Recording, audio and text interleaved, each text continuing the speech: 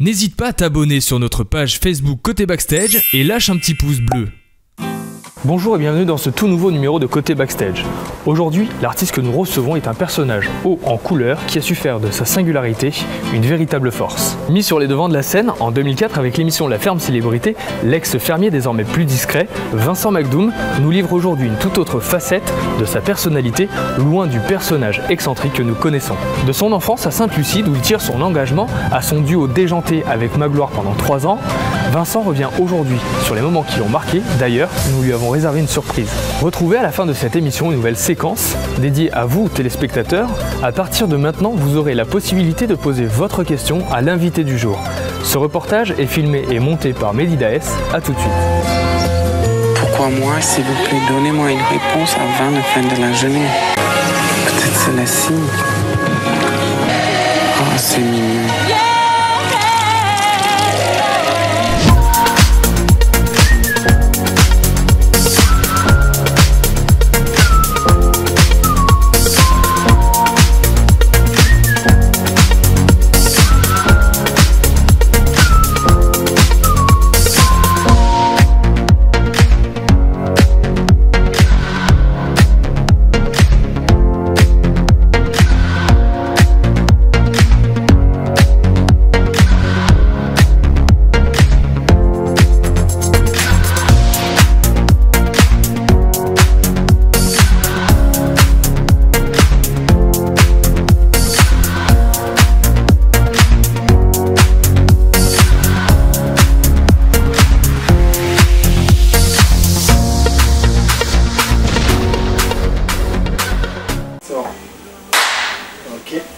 Bonjour Vincent. Bonjour. Merci d'avoir accepté notre interview. Grand plaisir. Et puis merci également à la direction de cet hôtel de nous avoir accueillis pour la réalisation de cette... Les 2 girafes.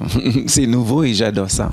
Dans votre livre intitulé L'homme que je suis, sorti en 2004 aux éditions Michel Lafon, vous revenez sur votre parcours et sur le traumatisme que vous avez vécu à l'âge de 12 ans.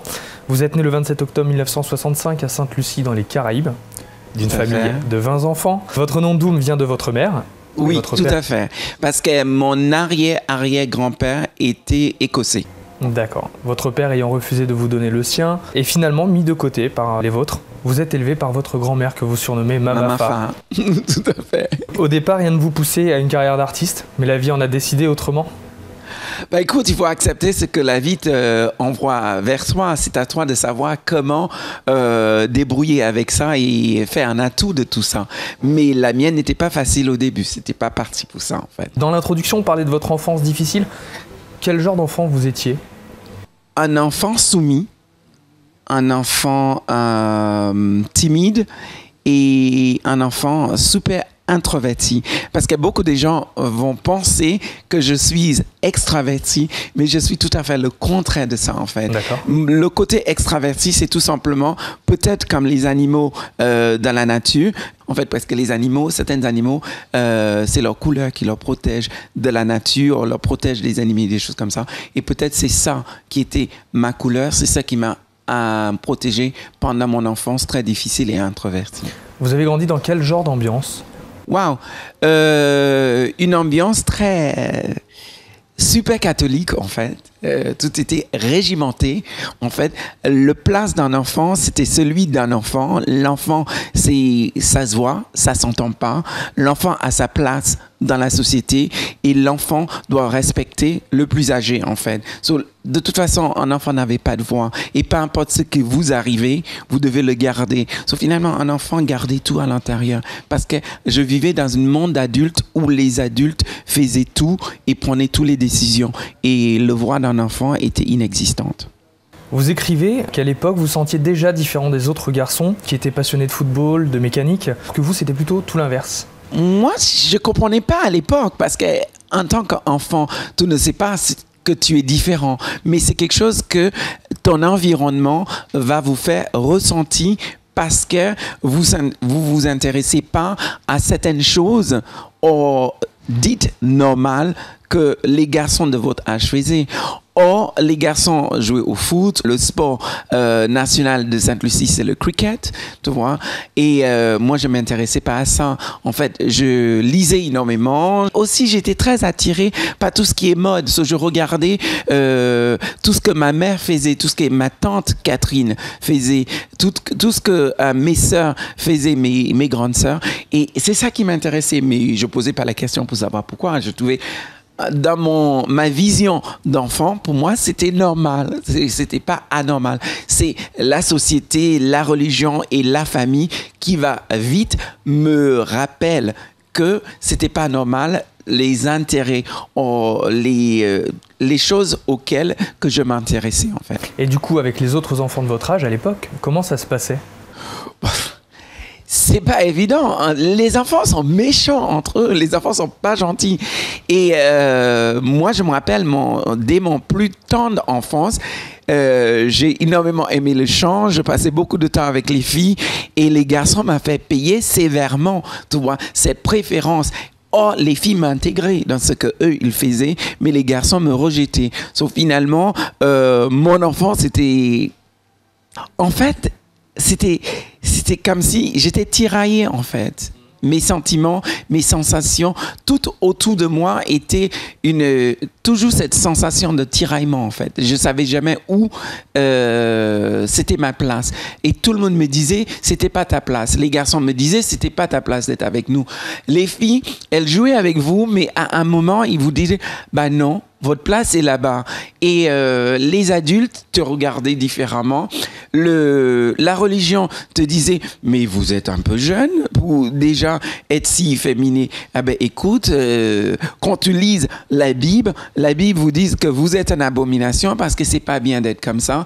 Mais à la fois, ma grand-mère me poussait à aller à l'église, me poussait à aller repentir, aller à la confession, parce que en fait je comprenais pas pourquoi je devais y aller tous les vendredis se confesser. Et c'est d'ailleurs grâce à la sévérité de votre grand-mère, c'est elle qui vous a poussé à cultiver votre différence? Oh, ma grand-mère, elle était tout pour moi en fait, mais à l'époque tu comprenais pas pourquoi elle faisait ça. Elle te poussait à aller à la confession, comme je disais, comme un enfant tu allais à la confession, tu inventais, tu vois, des choses que tu n'as pas fait, juste pour parler avec le prêtre, et après, il vous donne les acts of contrition. Ça veut dire, il faut dire le nom de père, Al-Marie, comment ça se passe.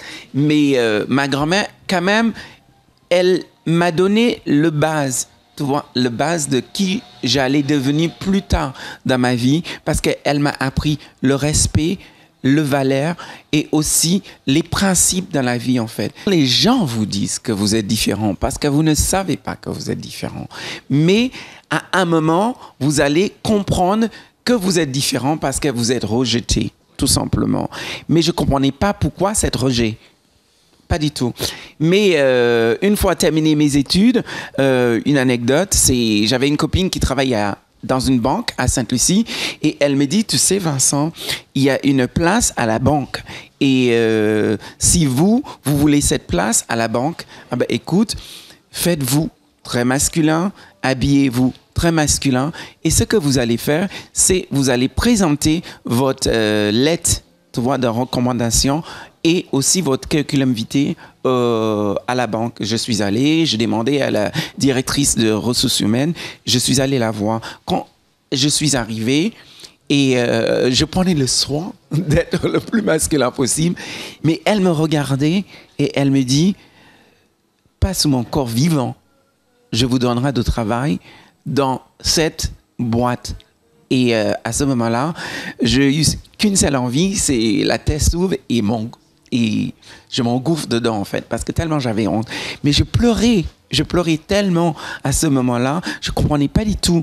Moi, le seul refuge que j'avais, c'était des magazines de mode. Je suis allé à une kiosque où je lisais, tu vois, des magazines de mode comme Vogue, comme Elle, comme Harper's Bazaar. Et je lisais, et en lisant, la propriétaire de le magasin, elle est rentrée et elle a dit, mais qu'est-ce qu'il fout là? Et la dame qui était à la caisse, elle a dit, bah, écoute, vous savez, il n'a pas d'argent pour acheter les magazines, mais il aime la mode. Ah bah, écoute, ils viennent consulter la mode et des choses comme ça. D'où vient cette passion pour la mode? C'était tout simplement ma sœur, ma mère, ma grand-mère. Moi, j'aimais les couleurs, en fait. Et aussi, une autre chose, c'est une belle anecdote, c'est quand j'étais gamin, j'avais 6 ans, en fait. Ma grand-mère, elle me ramène voir une copine à elle qui faisait la couture.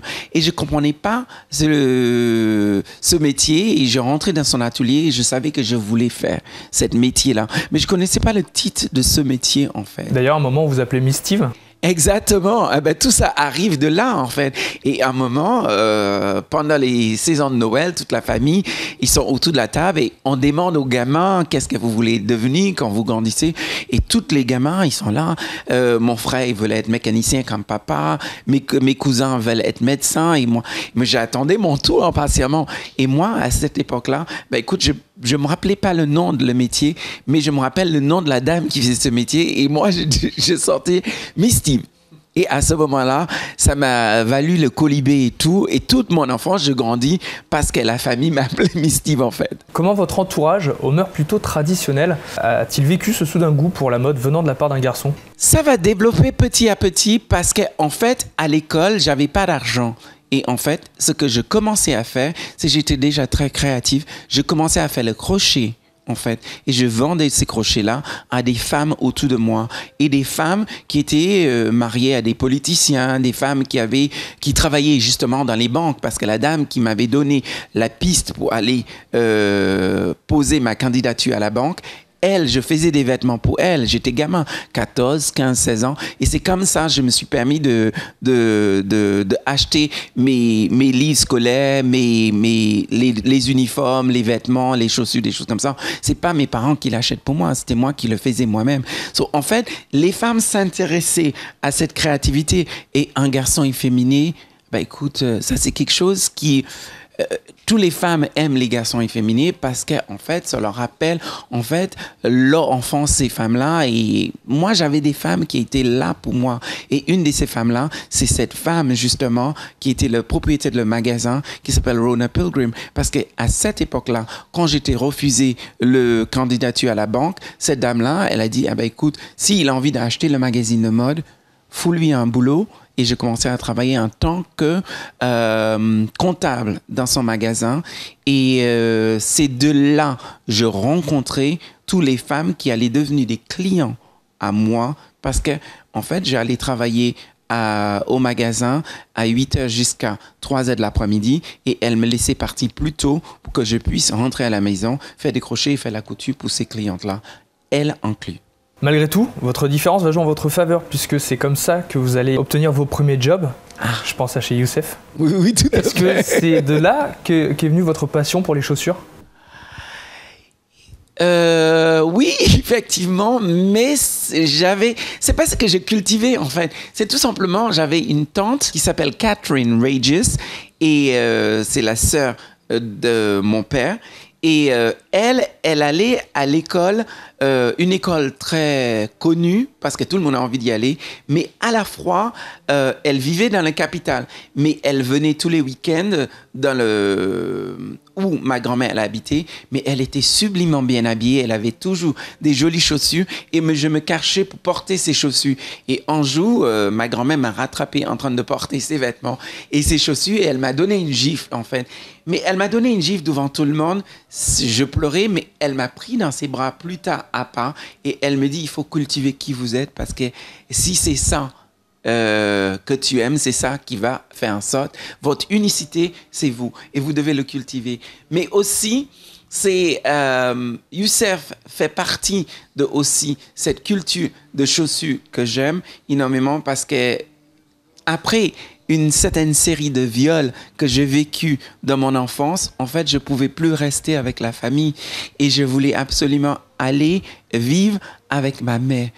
Qu'est-ce que je fais? Je quittais la maison où je grandis, qui est celui de ma grand-mère, qui ne comprenait pas où je pouvais pas parler de viol et des choses comme ça. Finalement, je suis parti, je suis allé vivre avec ma mère. Ma mère, elle était tout simplement une bonne pour sa sœur.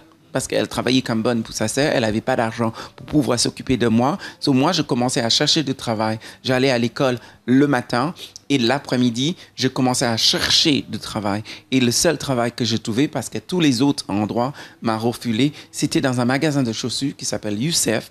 Et Youssef vendait que des chaussures à talons. Et lui, c'était un Syrien, en fait. Et lui, il avait compris, en fait, un garçon efféminé, les jolies femmes, les chaussures, ça va faire de bons ménages, en fait. Et il m'a tout simplement demandé de venir travailler dans le magasin. Et ce que je devais faire, c'est tous les heures, je devais changer le paire de chaussures et marcher dans le magasin. Les femmes venaient et elles achètent les paires de chaussures comme ça. Et c'est une jolie façon. Parce qu'à l'époque, le seul genre de publicité dans une petite île à Sainte-Lucie, c'est pas comme des grandes maisons comme Vogue, comme Vuitton, comme Yves Saint Laurent, que j'ai énormément aimé. Mais quand je regardais ces formes de publicité, lui, il avait compris une forme de publicité et la publicité était immédiate, en fait. Et ça a marché parce qu'il a quand même fait des milliers de dollars juste parce que moi, j'étais là. Et tant mieux pour lui. Exactement. Et à partir de quand avez-vous commencé à créer vos propres vêtements? Quand je commençais à travailler pour Rona Pilgrim dans son kiosque à magazine qui s'appelle Sunshine Bookshop. Et je me rappelle, il y avait une jolie femme blanche qui venait dans le magasin, elle s'appelle Tracy Betts. Et cette fille, elle était toujours bien habillée, elle était mince, elle était jolie, mais elle ressemblait énormément à les mannequins que je voyais dans les magazines de mode. Et moi, j'ai pris le courage, mes courages à deux mains, et je suis allé voir cette demoiselle et je lui posais la question. Je lui dis, vous savez, j'ai fait la couture. Si vous voulez, je peux vous habiller. Mais elle m'a insulté, en fait. Elle m'a insulté grave. Elle a pris le magazine Vogue et elle a regardé la couverture. Elle m'a mis devant le visage comme ça. Elle me dit, vous voyez cette couverture? Si tu arrives à faire des vêtements et me rendre aussi jolie que ça, eh ben, à ce moment-là, vous pouvez m'habiller. Eh bien là, une autre râteau. Tu vois, personne aime être embarrassé, se fait embarrasser devant tout le monde, en fait. So, moi, ben, écoute, je vais mettre ma queue entre mes jambes et comme un chien, et ben, écoute, je partis sur mon route. Mais par contre, je disais que moi, ces choses-là me rendaient fort et je reviendrai pour vous, en fait. Et il y a eu un magasin de tissus, en fait, qui s'appelle Fabric World, en fait. Et moi, je passais tout le temps devant le magasin. Je suis rentré dans le magasin un jour et je suis allé acheter des tissus pour moi-même, pour faire des vêtements pour moi. Et ce que je faisais, c'est tous les jours, moi, je changeais de vêtements, en fait, pour aller travailler avec un vêtement différent. Ce magasin, le propriétaire, il adorait ça. Il m'a demandé de faire la vitrine pour lui tous les mois, de changer la vitrine. Et moi, en échange, il ne me payait pas, il me donnait les tissus, en fait. Et c'est comme ça que j'ai eu le tissu qui me donnait la possibilité de m'habiller pour aller travailler tous les jours à Sunshine Bookshop. Et là, un jour, cette même demoiselle, Tracy Betts, elle rentre dans le magasin, elle voit un haut que je portais avec des petits chartons, avec des yeux bleus. Elle me dit, « Ah, mais c'est joli ce que vous portez. Mais qui l'a fait? D'où avez-vous acheté? » Elle aimerait bien acheter. Je dis, « Vous vous rappelez? Ah ben, écoute, c'est moi qui le fais. Et bientôt, il sera en vogue. » Et à ce moment-là, j'ai commencé à travailler avec elle, en fait. Ensuite, après l'obtention d'une bourse par l'intermédiaire d'un mécène, pour la première fois, vous quittez votre île et vous allez aux États-Unis pour y faire vos études de comptabilité. Là-bas, vous avez découvert une culture totalement différente de votre île. Qu'est-ce que ça vous a fait de découvrir des gens totalement différents? Ce que j'ai découvert, c'est on peut être soi-même, en fait. Non seulement on peut être soi-même, vous n'êtes pas jugé. Non seulement vous n'êtes pas jugé, vous êtes tellement inexistante. Oui. C'est pour ça que vous n'êtes pas jugé. Le regard n'est pas le même. Bah non. Et vous pourrez être vous-même, en fait. Et ça vous permet de cultiver, en fait, ce que vous aimez vraiment. So, même si je faisais mes études de comptabilité, je travaillais à côté avec une jeune créatrice qui travaillait chez un grand créateur. Et elle travaillait pour Bill Blass aux États-Unis. Et je travaillais avec elle. Et je commençais à apprendre le rudiment du métier de la mode et comment c'était difficile. Et là, je voyais vraiment, ça n'avait rien à voir. Pour faire la mode, on peut avoir le don artistique, mais il faut passer par une école pour apprendre les bases et ce qui est nécessaire pour que vous puissiez travailler votre marque et faire en sorte que cette marque devienne incontournable dans le monde de la mode, en fait. Et malgré tout, donc à la fin de vos études, vous deviez quand même retourner à Sainte-Lucie. C'est une obligation. Comment vous avez vécu ce retour? Après 3 ans aux États-Unis où tu fais des études, tu vois, à Corning University, j'ai eu l'impression que je retourne en arrière, en fait. Et j'ai perdu, en fait, j'ai eu l'impression que j'ai perdu tout ce que j'avais gagné. Parce qu'en fait, finalement, d'accepter la bourse pour faire mes études de gestion et comptabilité, c'était pas pour ça que j'ai accepté. C'était juste une échappatoire pour moi. Et je retrouvais ce que je voulais pour faire la mode aux États-Unis. Mais ce n'était pas facile de travailler aux États-Unis parce que je devais retourner à Sainte-Lucie. So, je continue à travailler pour Rona Pilgrim et je continue à travailler en tant avoir des clientèles privées. La chance vous a souri à nouveau puisque le jour de l'anniversaire de l'indépendance de votre île, vous tentez un coup de poker qui va vous conduire droit en France. Vous qui ne parliez pas un seul mot de français, comment sont passés vos premiers pas dans la capitale? Le premier pas de la capitale. Écoute, je vais vous dire quelque chose qui est très intéressant. Je suis arrivé en France sans un sou. Le 15 avril 1989. Exactement. Tout simplement, j'avais une bourse pour aller faire un stage. Et le stage aurait dû être chez Monsieur Saint-Laurent, mais malheureusement, la maison de Saint-Laurent avait déjà son quota de stagiaires. So, finalement, je me suis rabatté sous une autre maison de couture qui est celui de Paco Rabanne. Et là, je vais apprendre beaucoup de choses. Mais quand je suis arrivé en France, j'étais très ébloui parce que je voulais. C'était quelque chose que je voulais. La France était toujours mon pays de rêve. Mais par contre, je vais être vite désenchanté parce que quand j'étais enfant, je lisais beaucoup des livres, tu vois, comment tu appelles ça? Des novels à l'eau de rose, tu vois, les Barbara Catland. Et moi, je me rappelle à l'époque, en fait, j'ai vu une couverture d'une de ces magazines-là et le couverture, écoute, normalement, c'est des jolies filles avec des cheveux longs, des beaux mecs musclés, des choses comme ça. Mais ce n'était pas ces personnes-là qui m'intéressaient.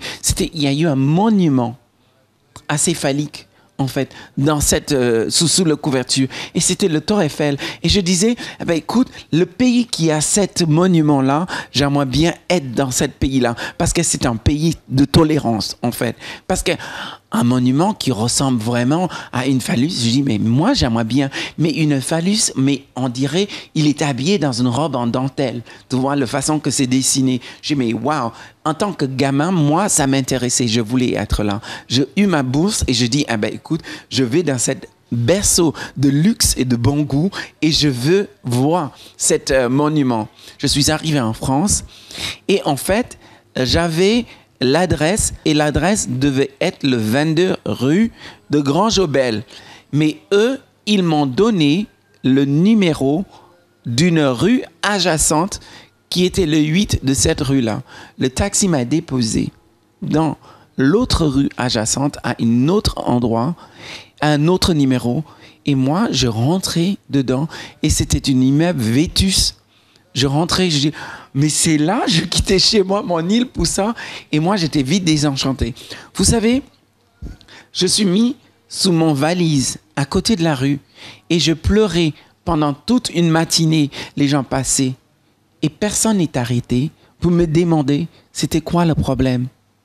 Comment je peux réussir? Je demandais quelqu'un dans un bar à côté si je peux téléphoner. Heureusement, j'avais le numéro de téléphone de l'organisation qui m'a fait venir en France et une personne de l'organisation est venue me chercher et c'est comme ça. Mais par contre, j'arrivais dans un endroit où je parlais pas la langue française, je parlais qu'anglais et j'étais dans une toute petite chambre de bonne, tu vois, sous la rue Grenelle, juste à côté, comme par hasard, juste en face de l'école militaire et le Champ de Mars et le Tour Eiffel étaient là.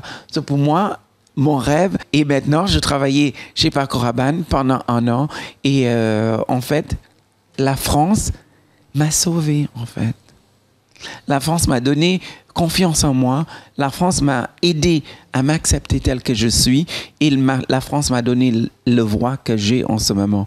Et d'être français et être français, et pour moi, c'est mon plus grande joie. Et même si je vis, peu importe où peu importe où je pars dans le monde, tant que je ne suis pas en France, je ne suis pas chez moi.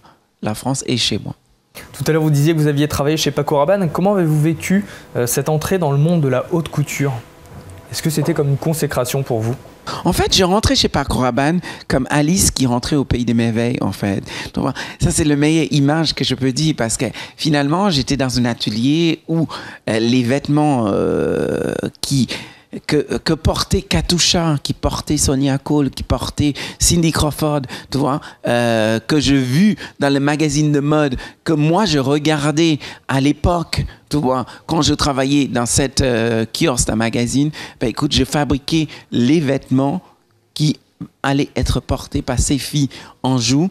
Et moi, pour moi, effectivement, et cette année-là, Paco Rabanne, il a gagné le Dé d'Or, c'était effectivement, non seulement Alice au Pays des Merveilles, mais le consécration, comme vous dites, aussi d'une... Moi, j'aime pas le mot revanche, en fait, mais c'est une certaine revanche sur la vie, en fait, parce qu'on m'a tellement fait payer ma différence. On m'a tellement dit que je n'étais pas le bienvenu là, tu vois. Et tu vois, d'ailleurs, une des chansons de Diana Ross, tu vois, me collait à la peau. C'est une chanson, elle chantait, qui dit It's my house and I live here. C'est ma maison et je vais vivre ici. Et la France est devenue ma maison après tout le travail que je faisais ici.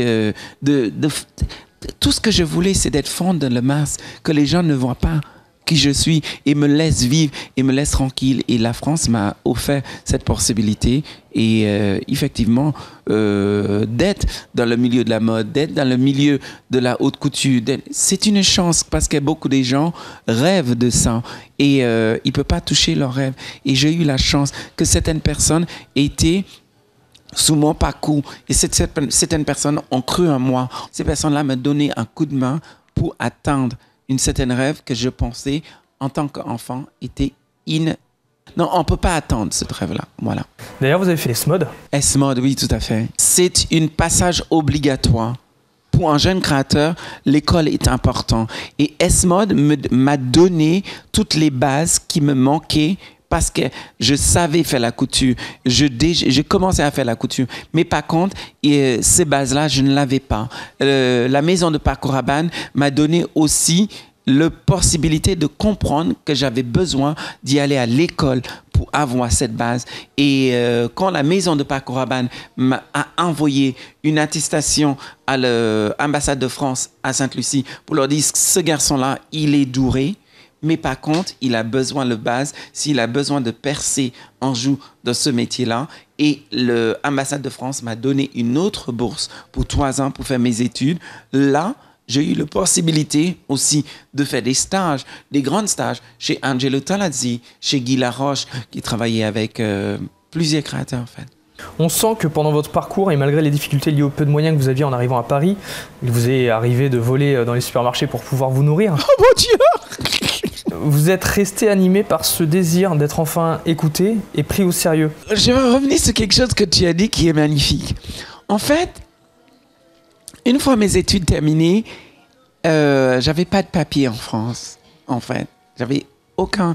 et je savais que je ne pouvais pas repartir à Sainte-Lucie parce que j'allais signer mon arrêt de mort. Parce que les gens... Là, j'étais beaucoup plus extraverti, tu vois, dans la façon que je m'habillais, en fait, la façon...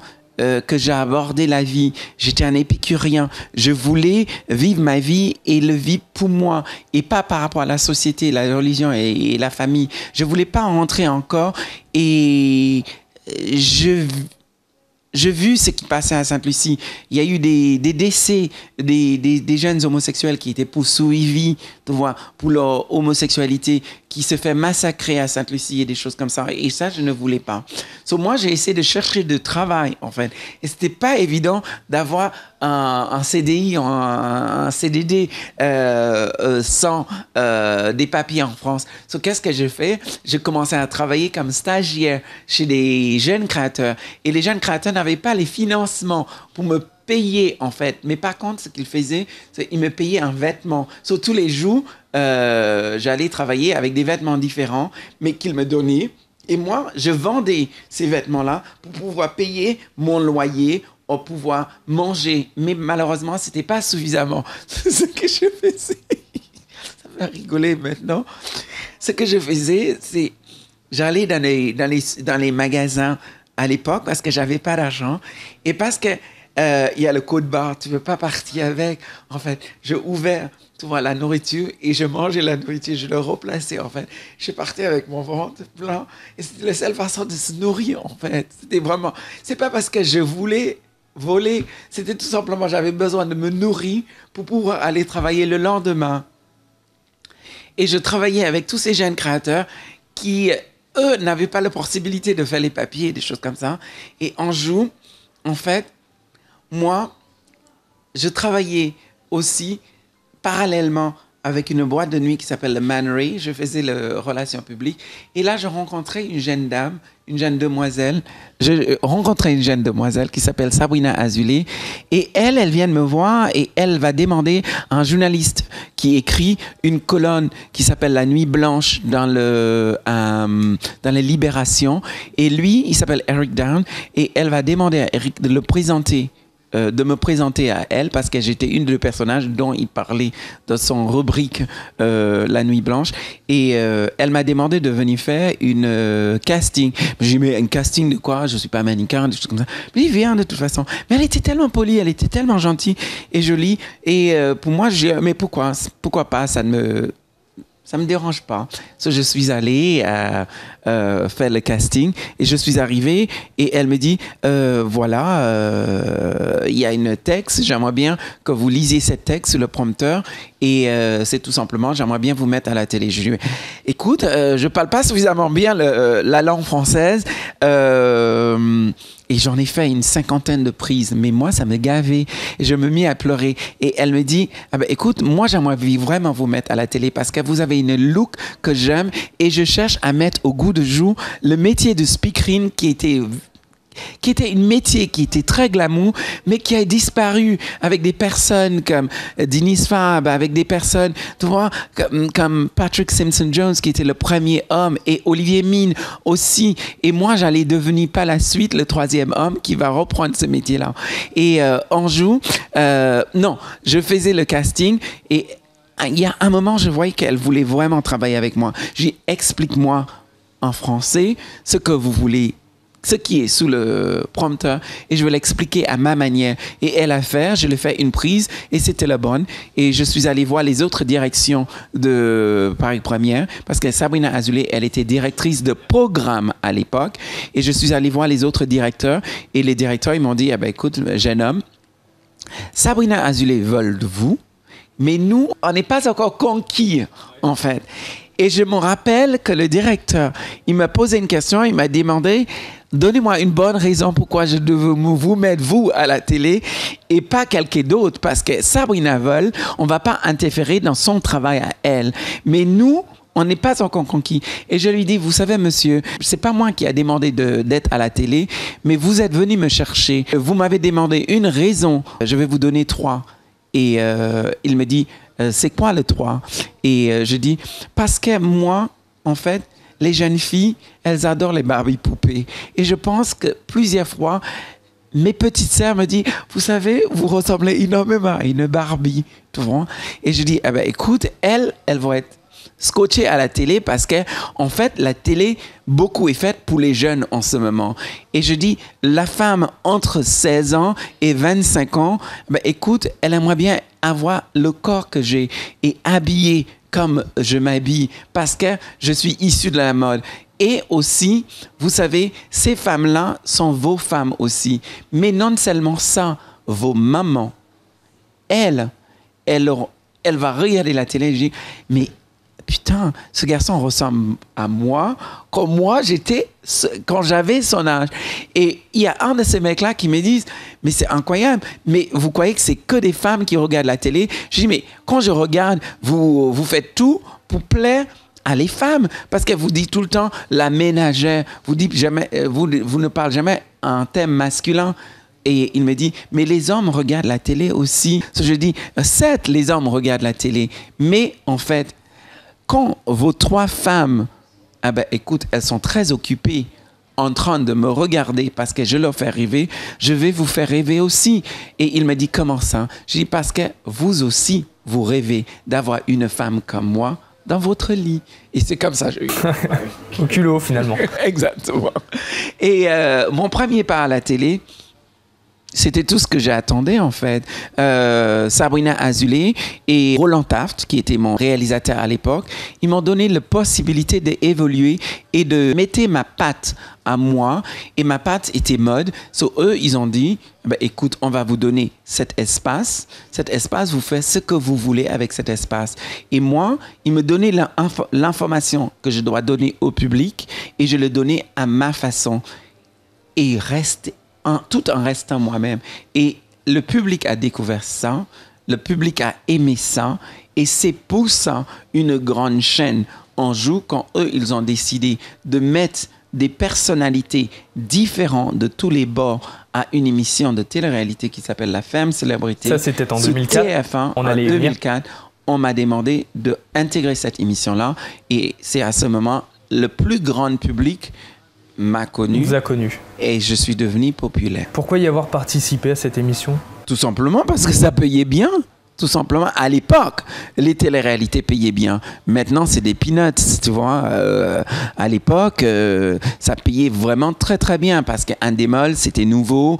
Actu, il a réussi une pari énorme avec Stéphane Courbet, ces 2 hommes aussi qui m'ont donné une chance avec Angélique Sansonetti et aussi un autre homme que j'ai admiré à la télévision française qui est Christophe de Chavannes. Ben écoute, ces 3 hommes-là ont milité pour que moi je puisse intégrer, même si je ne voulais pas, mais à l'époque, j'avais besoin de manger tout simplement, c'est comme ça que j'ai rentré. Et je savais pas que cette émission allait me donner, tu vois, cette grande visibilité, me rendre populaire et un jour être aimé, accepté par toute la France. Et l'argent que vous y gagnez, vous décidez de la reverser à votre association qui est The Blue Angel Foundation.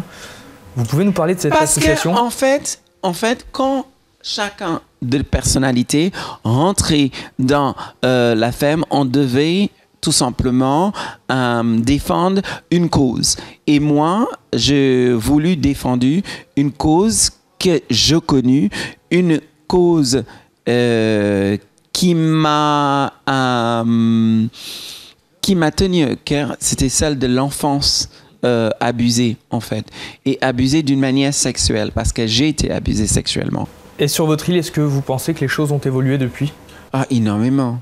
Énormément, effectivement. Je l'ai vu moi-même parce que j'en ai parlé avec beaucoup des hommes politiques, des hommes très importants dans mon île et des hommes qui sont devenus mon ami, mes amis et des femmes politiques aussi. Et grâce à ça, en fait, chaque fois, il y a eu des problèmes d'abus des femmes ou des enfants à Sainte-Lucie, je suis assez vocal. En fait, je milite en fait pour ça et je suis activiste à Sainte-Lucie pour toutes ces choses-là. Et les différentes associations, ben écoute, je pense que l'argent est rentré pour aider des différentes associations. Et écoute, moi, je suis tout simplement une voix. Le reste, ils continuent à faire leur travail. On sent qu'à chaque fois que vous deviez retourner à Sainte-Lucie, c'était toujours le cœur lourd. Qu'en est-il aujourd'hui? Sainte-Lucie, je suis née dans cette carte postale, effectivement. C'est une carte postale qui fait rêver beaucoup, mais c'est une carte postale aussi qui est devenue mon enfer. Et chaque fois que je retourne, même si les choses avancent, ça avance pas aussi vite que j'aimerais bien, ou j'aurais souhaité pour la cause d'homosexuels, pour la cause des enfants et pour la cause des femmes battues. Ça avance pas assez vite. et les politiques, pour essayer de garder le pouvoir, doivent faire certaines choses ou avancent pas assez pour tout simplement gagner des votes, en fait. Parce qu'à Sainte-Lucie, la mentalité est restée quand même assez fermée. Et si un politicien, par exemple, en France, ça nous a pris longtemps pour que nous, on puisse accepter que deux hommes peuvent être mariés. À Sainte-Lucie, c'est impossible pour le moment, même si ils vont devoir y arriver. Mais même quand je parle à les politiciens et je leur demande de faire le nécessaire parce qu'il y a une loi qui existe à Sainte-Lucie qui s'appelle le Beaudry Law. Si quelqu'un peut dénoncer deux hommes qui ont couché ensemble, ils peuvent se mettre ces hommes-là en prison pour 25 ans. Ça existe toujours à Sainte-Lucie, en fait. Et moi, j'ai envie de changer ça. Et c'est quelque chose sur lequel que je suis en train de travailler avec la politique. Mais même si les politiques m'entendent de cette oreille-là, eh bien, ça sort de l'autre oreille.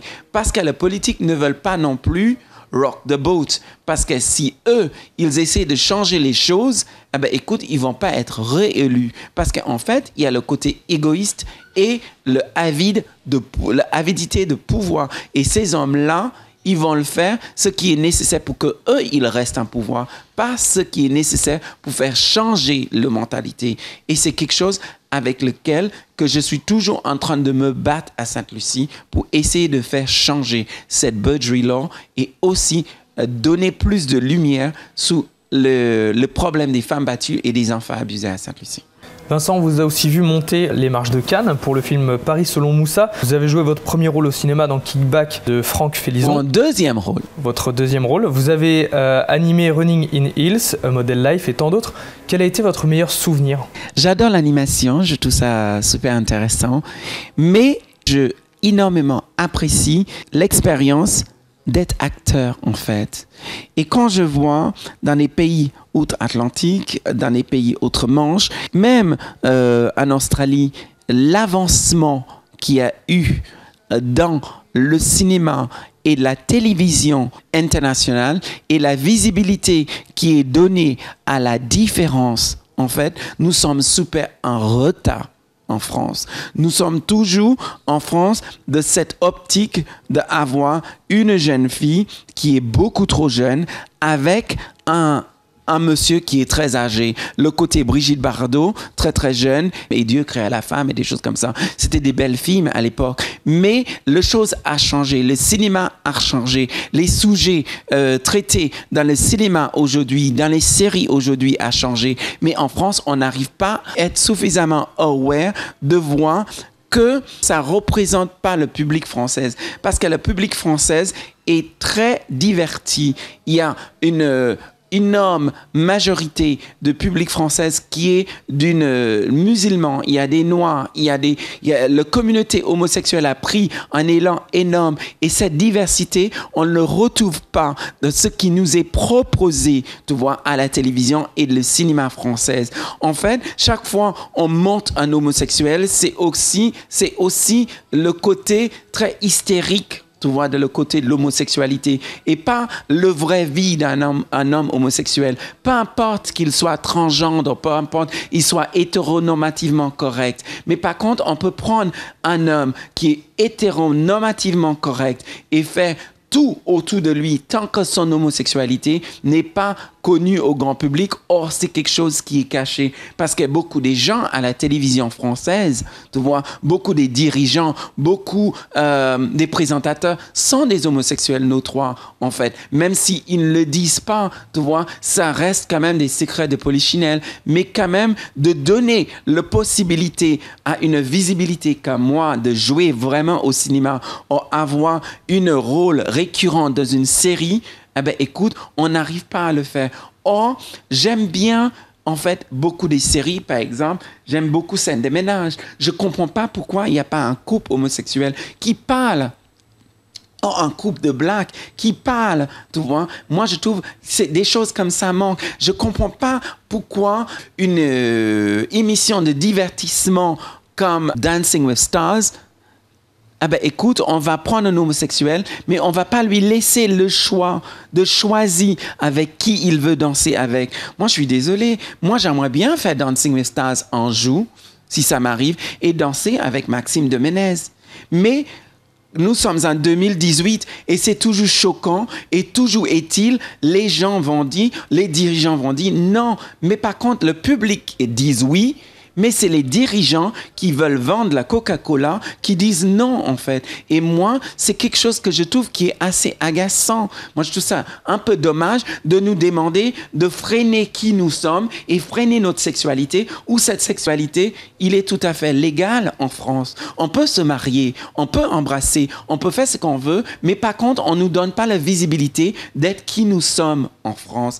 Et ça, je trouve ça, et on ne nous donne pas la possibilité de le faire dans le cinéma, à la télé, nulle part on le donne. Mais par contre, si on nous récupère pour pouvoir le faire, ah ben écoute, finalement, on va montrer le côté hystérique de cette chose-là et pas le côté sincère ou honnête de qui nous sommes. Et ça, je trouve ça un peu dommage, en fait. Et du coup, le pire souvenir que vous gardez des émissions? Le pire souvenir, c'est la place de la mode, tu vois, dans le paysage audiovisuel français. Oh, tout le monde porte de la mode, tout le monde a envie de faire partie du milieu de la mode, oh, tout le monde veut connaître, tu vois, des gens de la mode. Et quand je vois ce qui est offert comme émission de mode en ce moment, c'est pas ça vraiment la mode, en fait.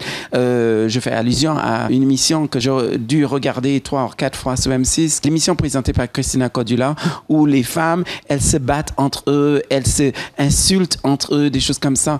Ben non, nous avons chacun de nous notre physique, nous avons chacun de nous notre spécialité, chacun de nous notre unicité. So, pour moi, comment on peut être activiste, comment on peut être féministe et avoir une émission comme ça qui est en train de saloper une autre femme parce que tu as envie de briller plus qu'elle. Tu vois, ces genres de choses-là, tu vois, ça me fatigue. Mais aussi, moi, j'aime bien Christina Cordula, mais à un moment, tu vois, on est fatigué de le personnage qui est Christina Cordula et on aimerait bien Christina Cordula et pas le personnage qu'elle joue et pas le personne. On a l'impression que tout est écrit et rien ne vient d'elle, tu vois. Combien de fois tu vas dire magnifique, tu vois, combien de fois tu vas dire ma chérie, tu vois, combien de fois, tu vois, ces choses-là, pour moi, à un moment, on a envie quelque chose qui a de fond et pas quelque chose qui mette les gens les uns contre les autres et de montrer, tu vois, ces choses-là. Pour moi, c'est ça le regret que je commence à avoir, c'est tout est une compétition à la télé et en rien est une vraie chose de fond qui va nous ramener vers le haut. Tout est fait pour nous tirer vers le bas. Si c'est pour tirer dans les pattes de l'un à l'autre, si c'est pour écraser les uns et les autres, pour réussir, je trouve ça horrible et c'est pour ça, une émission comme Christina Cordula, je suis content que ces émissions-là ne marchent plus, en fait. Il y a un moment, il faut passer à autre chose et donner les vraies couleurs à des émissions de mode, nous apprendre des choses vraiment. Comment ça se passe dans le milieu de la mode? Le vrai travail, le créateur, il est face à quoi pour réaliser son défilé de mode? Tu vois, la vie d'une vraie vêtement. Pourquoi cette vêtement-là? Eh ben, écoute, pourquoi cette chose-là devient tendance? Pourquoi on utilise plus ça ou plus ça? Pourquoi on n'intègre pas plus les garçons, tu vois, de la même façon que les filles ont une certaine visibilité beaucoup plus importante? Pourquoi les garçons ne gagnent pas le même argent que les filles, des choses comme ça, des reportages comme ça, tu vois? La vie d'un vrai créateur, d'où il est venu, pourquoi les inspirations, des choses comme ça. J'aimerais bien des émissions comme ça. Alors justement, depuis quelques années, mis à part quelques apparitions, on ne vous voit plus aussi souvent qu'avant à la télé. Est-ce que c'est un choix? C'est un choix et c'est pas un choix.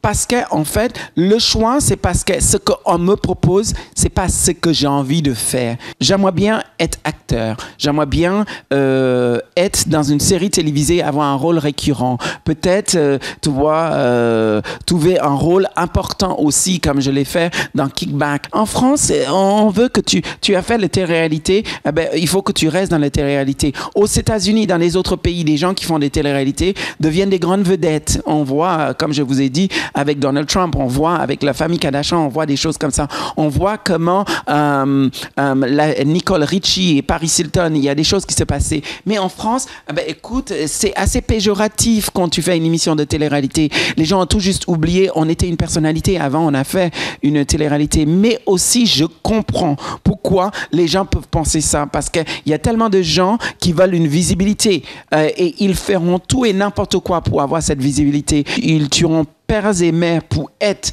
avoir une visibilité. Il acceptera des peanuts pour être à la télé. Et en fait, ils sont prêts à faire tout et n'importe quoi. Pour moi, je n'ai pas envie de vendre mon histoire des fesses. Je n'ai pas envie de vendre ma vie privée. J'ai envie de vendre un talent, celui d'un acteur. Oprah Winfrey ou Tyra Banks présentent des émissions, tu vois, de talk show, des choses comme ça. J'aimerais bien pouvoir présenter un late night talk show. En fait, la possibilité d'avoir une one-on-one avec, tu vois, une personnalité, entrer dans la vie de la personnalité, expliquer d'une autre vision, tu vois, au lieu d'avoir une chose journalistique, mais une chose beaucoup plus... On le fait bien aux États-Unis et en Angleterre. En France, on n'a pas... Tout est trop organisé, tout est trop préparé, en fait. Et le côté spontané, ça manque, en fait. Et c'est pour ça, peut-être, le public pense qu'on fait une émission de télé-réalité, c'est peut-être une porte pour la gloire. Mais ce n'est pas une porte pour la gloire. Il faut savoir comment utiliser ça. Moi, quand je vois ce qu'on propose comme émission de télé-réalité en ce moment, les ch'tis, ça ne m'intéresse pas. Les Marseillais, ça ne m'intéresse pas. On utilise le côté stupide de ces gens-là et de le mettre en avant, en fait. Le côté pauvre, culturel, tu vois, de ces personnes-là, ils mettent en avant. Je n'ai pas envie d'être associé à ça. Dernièrement, vous avez vu dans Touche pas à mon poste, oui. Présenté par Cyril Hanouna. Est-ce que vous verriez chroniqueur ? Cyril, c'est un ami à moi. C'est quelqu'un que je connais depuis fort longtemps. Et j'ai eu des débats avec lui parce que, tu vois, je suis quelqu'un qui dit ce que je pense. Mais Cyril, c'est quelqu'un, j'adore ce qu'il est en train de faire avec les télévisions. J'adore qu'il donne la possibilité à d'autres personnes, tu vois, de continuer à la télévision parce qu'il y a beaucoup de personnes qu'on a cru partie de la télévision. Il donne une possibilité à ces personnes-là de continuer en tant que chroniqueur, des choses comme ça. Je ne sais pas s'il me donne la possibilité de travailler avec lui en tant que chroniqueur, si c'est pour... Je dois gagner ma vie, j'ai besoin de travailler. Oui, certes, oui. Mais aussi, j'aimerais bien travailler avec Cyril et trouver un concept d'une émission, peut-être travailler avec lui sur une série et des choses comme ça. Et pourquoi pas, Cyril me produit en tant que, tu vois, réalisateur, en tant que producteur. Moi, oui, j'aimerais bien ça. J'aimerais bien Christophe de Chavannes encore, parce que j'ai toujours aimé travailler avec lui. J'aimerais bien travailler avec Thierry Ardisson. C'est quelqu'un que je respecte énormément dans le milieu de télévision. Et c'est pour moi, quelque part, c'est quelqu'un, c'est une des présentateurs qui donne une véridique place à les inviter, à exprimer. Et c'est quelqu'un qui fait un vrai travail de recherche sur la personnalité, en fait. Et ce que j'aime avec lui aussi, c'est quand il aime quelqu'un, il le fait savoir. Quand il n'aime pas quelqu'un, il le fait savoir aussi. Mais même s'il ne t'aime pas, mais il aime ce que tu as fait, il va le dire, tu vois, et ça, c'est très important. Et participant d'une émission télé-réalité, genre... Non, merci. Nouvelle génération, non, pas du tout. Non. Pourquoi ? De présenter, oui, parce que moi, ça me fera plaisir de présenter. Mais quand je regarde les genres de personnes qu'on met dans les émissions de télé-réalité, non, ça ne m'intéresse pas du tout. Je n'ai pas envie... Les gens qui se battent, les gens qui se hurlent, les gens qui s'insultent l'un à l'autre, non, c'est pas ça la télévision pour moi. Et avoir toutes ces personnes qui n'ont aucune culture, qui sont là, qui n'arrivent pas à aligner deux mots et qui ne connaissent pas du tout, qui massacrent la langue française, qui est si beau, non. Et si c'est tout simplement, après ces émissions-là, tout simplement pour avoir des likes, tu vois, sur les réseaux sociaux, tout simplement pour continuer à exister, pour vendre des produits dans lesquels que je n'y crois pas du tout, tu vois, tout simplement parce que c'est la seule façon de continuer à exister, non, en fait. Vous auriez un message à leur faire passer à ces participants ? Ils ont la possibilité, on leur a donné un tremplin, utiliser ces tremplins-là d'une manière positive et de laisser quelque chose de positif, tu vois, pour le futur génération. Mais par contre, moi, je suis désolé, quand ces personnes-là auront des enfants et les enfants, ils vont voir que ces personnes-là, comment ils étaient, mais excusez-moi, je vais avoir honte Moi, je suis très fier de mon père, et ma mère. Parce qu'en fait, c'est qu'on oublie que tout ce qu'on donne à la télévision reste plus tard. Il reste dans les annales et on peut toujours utiliser ces choses-là pour te faire de mal. Et moi, si c'est ça la télévision, c'est pas ça pour moi. Parce que quand je faisais la ferme, en fait, à l'époque que Loana elle a fait, c'était bucolique en fait. C'était très intéressant. On vous laissait la possibilité de vivre et créer les images en fait. Maintenant tout est dirigé, maintenant tout est scripté en fait, et tout est fait pour qu'il y a des zizanies et des chamaillements, et tout est fait pour que ça crée des ennemis entre l'un et l'autre. Et c'est un peu dommage en fait. Alors Vincent, nous avons une nouveauté dans l'émission qui est de donner à un téléspectateur la possibilité de poser une question à notre invité. Aujourd'hui, on va recevoir Samia qui nous vient de la région parisienne et elle a une question pour vous, Vincent. Ok. On vous voit souvent ensemble avec Magloire. Comment est née votre amitié ? Comment est née mon amitié avec Magloire? Tout simplement parce que Magloire, il était attaché de presse pour plusieurs jeunes créateurs et je le voyais souvent dans les défilés parce que c'est son bureau de presse qui m'invitait en tant que personnalité, parce que je travaillais déjà sur Paris Première en tant que personnalité pour venir assis sur le premier rang des défilés. Et à ce moment-là, écoute, j'ai demandé c'était qui cette personne-là et quand Magloire il a commencé à travailler chez M6 avec Michael Youn dans le Morning Live, écoute, Magloire, il m'interviewait souvent dans les soirées et on se croisait, des choses comme ça. Et l'amitié est née de cette manière-là.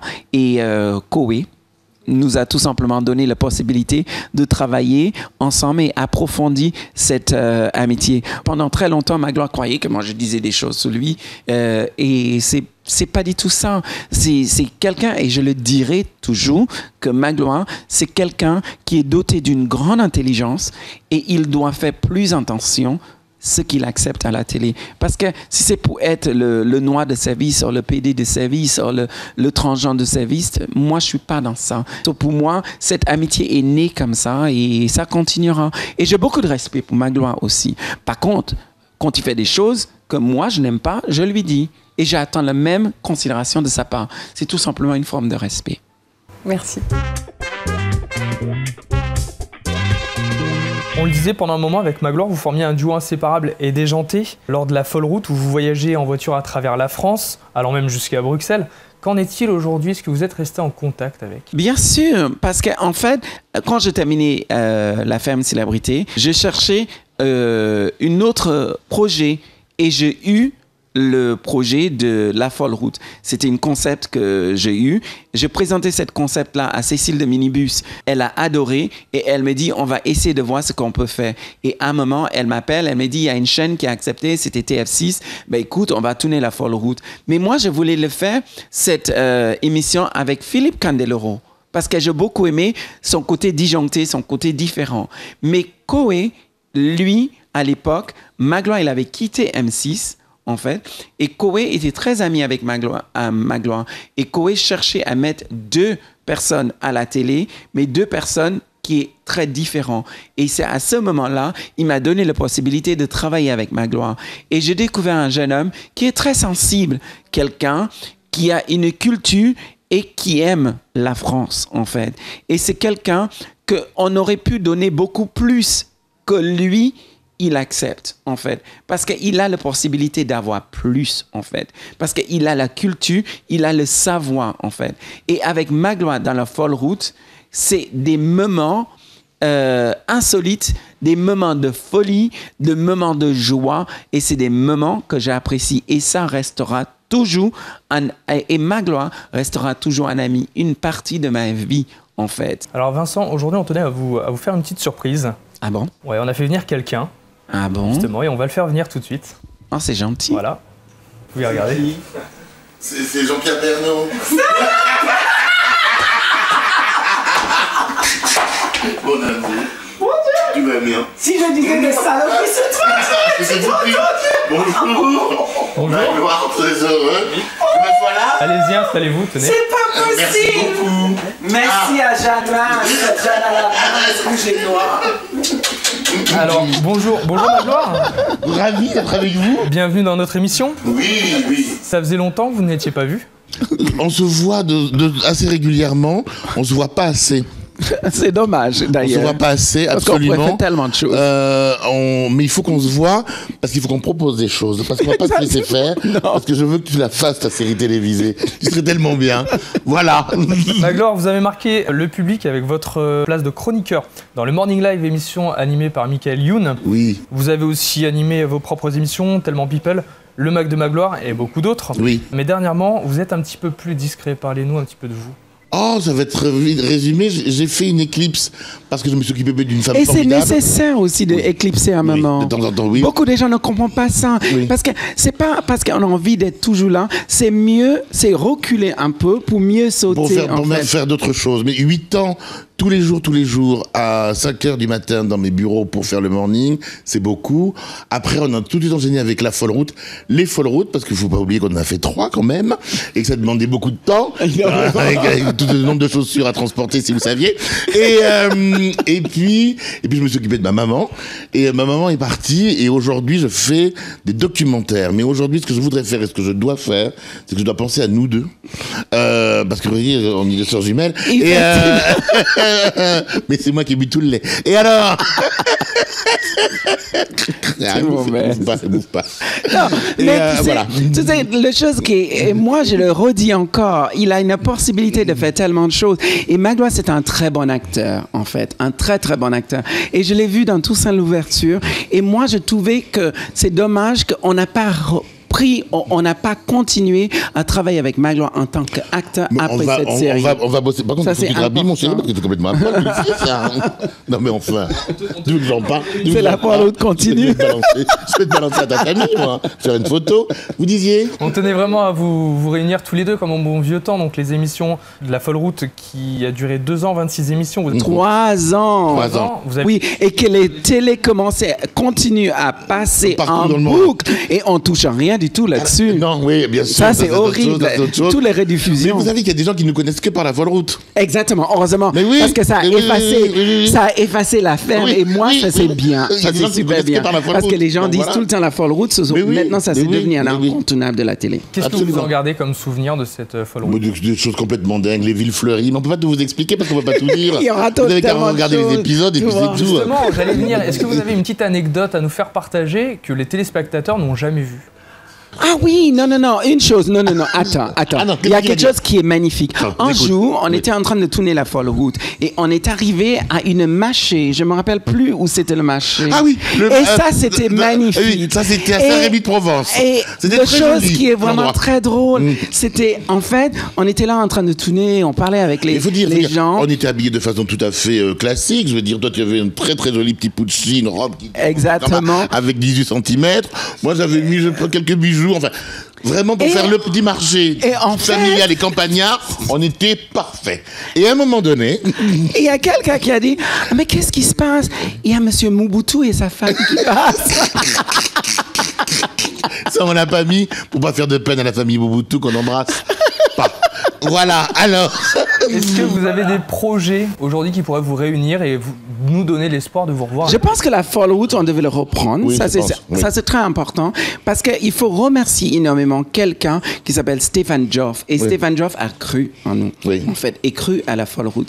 Et pour moi aussi, le directeur de programme de M6, qui est Monsieur Frédéric Devancel, lui aussi, il a cru en nous. Et c'est lui qui nous a donné la possibilité de travailler avec lui, avec Vincent Broussard. Ces deux-là, eh ben, écoute, ces deux hommes de cœur, c'est des hommes qui ont compris qui nous sommes, qui a compris la diversité et la nécessité de la diversité sur le paysage audiovisuel français. Ces deux hommes-là et Stéphane Joff, et aussi, effectivement, on ne peut pas ne pas dire merci à Koé, oui. Et à Cécile de Minibus. Tu vois, il faut le dire. Aussi, un grand merci à des personnes comme Arthur. Arthur, il a cru en moi. Et moi, je n'oublierai jamais ça. Et c'est quelqu'un que j'apprécie énormément. C'est quelqu'un que je pense qui a fait beaucoup pour l'audiovisuel français. Il y a beaucoup de débats justement Et- autour effectivement de la couleur, des visibilités visibles à l'écran. Toi c'est Arthur, moi c'est le groupe M6. À l'époque j'étais blond, j'étais un peu anorexique, donc je pesais 60 kilos de moins. Je mettais des costumes roses, c'est pas facile comme bosser un mec comme ça tout d'un coup. Hein. Eh bien, il faut le dire que Thomas Valentin, Nicolas Taverneau, Jérôme Foucret, étaient un peu étonnés. Hein. Ils ont un peu tapé dans leur télé pour voir si la couleur fonctionnait bien. Oui, elle fonctionnait bien. Ils ont dit oui, merci à eux. Mais ça va continuer. Hein. On a donc des chances de vous revoir tous les deux réunis à la télé. Mais il faut qu'on se bouge les fesses aussi. Hein. Oui, ça aussi. Mais faut aussi, talons et moi mes grosses ça, fesses. Ça sera bien aussi une série, un programme court, lui et moi. Voilà, pourquoi pas? par exemple. Parce qu'il y a beaucoup de programmes courts en ce moment qui marchent en ce moment quand tu regardes ce qui se passe sous France 2 avec la nouvelle série en ce moment. Je vois qu'il y a plein de gens à l'écran. Si grand soleil. Il ne faudrait pas qu'on nous oublie. Exactement. Et enfin, dernière question pour vous, Vincent. Dans votre livre, vous écrivez on vous a toujours regardé comme de la curiosité. Est-ce que le regard des gens a changé aujourd'hui? Wow, c'est incroyable. Je vais vous dire quelque chose. Effectivement, quand je n'étais pas connu, quand j'étais tout simplement Monsieur McDoom qui travaillait dans le milieu de la mode, des choses comme ça, j'étais une curiosité. Mais TF1, Paris Première, toutes les personnes qui ont cru en nous m'a donné une possibilité d'avoir une voix, de parler à le public, me donner une visibilité. Une fois tu as cette visibilité, le public vous aime tel que vous êtes, en fait. Et c'est le public qui réclame qui vous êtes. Et le public oublie que nous avons un problème, tu vois. Ou qu'on n'a pas de problème, d'ailleurs. Bah non, on est juste nous. Tout est gommé. On est juste nous. On est juste nous, en fait. Et on aimerait bien qu'on nous engage, tu vois, dans nos projets en tant que nous, et pas parce que nous sommes colorés. Voilà. Et quelle couleur. Et quelle couleur. Merci Vincent, en tout cas, pour cette interview touchante. C'était un plaisir de vous recevoir. Merci, vous êtes bien surpris. Dans notre émission. Vous faites partie de ces artistes engagés qui tirent de leur notoriété un message d'espoir et d'offrir une voix à ceux qui n'en ont pas. Merci également à vous, Magloire, d'avoir accepté notre invitation et pouvoir réaliser cette surprise. C'est un passage éclair. C'est mon côté Flash Gordon. Ah, j'adore. On espère évidemment vous revoir tous les deux très prochainement dans de nouvelles aventures. Quant à nous, on se retrouve très prochainement dans un nouveau numéro de Côté Backstage. Un grand merci. Oh, je m'y attendais pas. Je savais ça, non, tu m'as pas dit.